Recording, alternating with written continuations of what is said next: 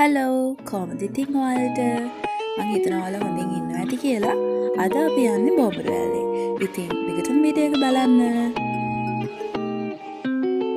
හැමෝම බොඹරු ඇල බලන්න යන්නේ නුවර එළිය පැත්තෙන් වුණාට අපි ගියේ පිකිලගස්කඩ වලපනේ ලුණුවත්ත හරහා තියෙන ලස්සන පාරක. ඉතින් මේ පාරේ කිලෝමීටර් 82ක් වගේ ගියාම ඔයාලට බොඹරු ඇලට යන්න පුළුවන්.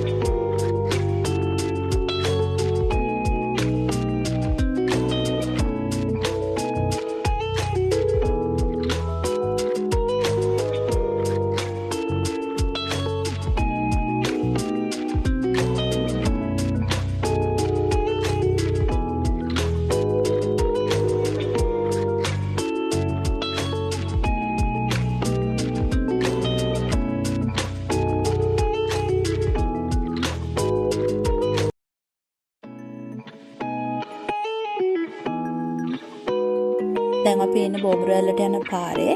මෙතෙන් එනකම් විතරයි වාහනයක එන්න පුළුවන්. ඊටු ටික පයින් යන්න ඕන. ඉතින් අපි දිගටම යමු.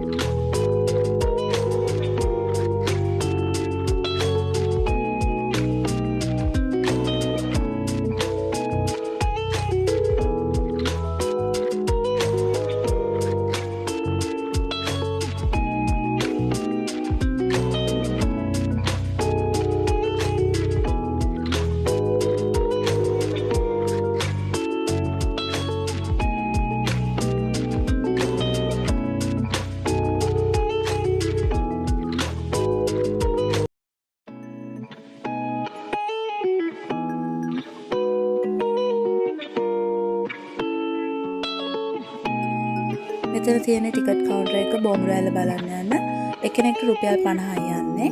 ඉතින් මෙතන ටිකට් අරන් තමයි යන්න ඕන.